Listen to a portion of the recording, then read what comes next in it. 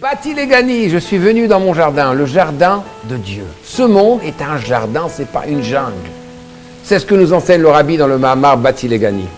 Qu'en fait, Dieu veut qu'on transforme ce monde en maison pour lui. Mais pas seulement pour lui, comme ça l'a été au début de la création, Ikar Shrina Betartoni Maïta.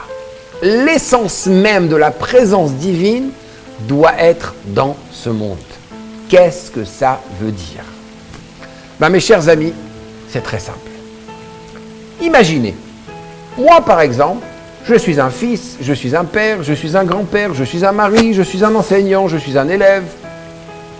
J'ai tellement de rôles, tellement de titres, tellement de noms dans tous les rôles de ma vie. Mais est-ce que ces noms, c'est réellement moi ou c'est juste une apparence? Prenons un autre exemple. Lorsqu'on va faire du sport, on s'habille d'une certaine manière. Mais lorsqu'on va à un repas de famille, on s'habille d'une autre.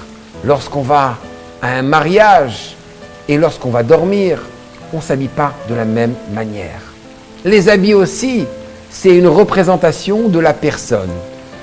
Il y a le nom, l'essence de la personne, qui on est, et on a qui on se projette, comment on se projette, comment notre présence, elle est représentée par notre nom ou par nos habits. Où est l'endroit dans le monde où on peut être au naturel, où on n'a pas besoin de son nom, où l'essence même de la personne peut exister sans faire cas de ce qui se passe autour de nous? Ça, c'est seulement dans un endroit. Et ça, c'est à la maison. À la maison, une personne n'a pas besoin de titre, n'a pas besoin de nom. Il n'a même pas besoin qu'on l'appelle même par son nom. Il est qui il est. Et en fait, il n'a même pas besoin, s'il veut, il n'a pas besoin de s'habiller d'une manière ou d'une autre. Il n'est pas limité par ses habits. Pourquoi? Parce que là-bas, son essence habite. Akadosh Baruch Hu, les Havdil de même, c'est la même chose. Dieu se dévoile de différentes manières. Parfois, il se dévoile par le nom Hachem, il est miséricordieux. Elohim, le Dieu du jugement qui est voilé.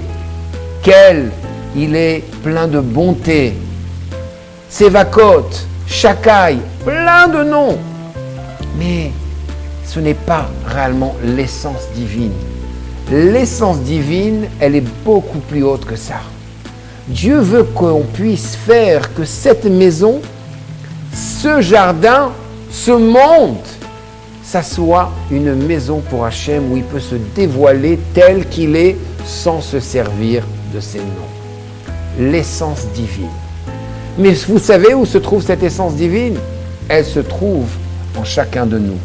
C'est pour ça d'ailleurs que lorsque quelqu'un vous appelle par votre nom, d'accord, il vous appelle par votre nom.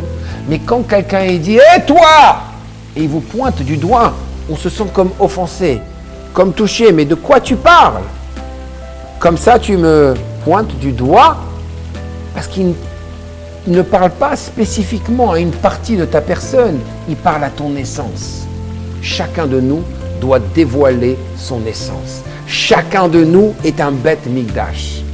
Et c'est pour ça qu'il faut faire très attention. Très souvent, le Yetzer Hara vient et il nous dit « Oh, arrête de faire semblant, on sait qui tu es, arrête, t'as plein de Yetzer Hara, on sait ce que tu vois, on sait ce que tu écoutes, on sait ce que tu aimes manger, on sait comment tu es chaud pour les choses du monde. » Et c'est ça que Dieu nous dit. « Ikar Shrina Betartoni Maïta. » Vous savez où je veux mon essence? Je la veux dans les choses les plus basses. Je veux qu'on puisse me reconnaître dans les choses les plus mondaines du monde, les plus physiques. Ça veut dire que ce même désir qu'on a pour des choses qui semblent être négatives ou qui sont négatifs, on peut prendre ce même désir essentiel et amener la présence de Dieu dans les choses quotidiennes, dans les choses les plus naturelles. Si tu sens que tu es un excité de la vie, prends cette excitation, donne-la à Hachem. Si tu sens que tu es quelqu'un qui est attiré, qui aime les plaisirs, donne plaisir à Hachem. Il faut transformer le monde. J'habite ici à Miami, comme vous voyez, et Baruch Hachem, c'est beau, le soleil, les belles voitures, la belle vie. Mais c'est ici même qu'on fait une yeshiva. C'est ici même qu'on étudie la Torah. Pourquoi?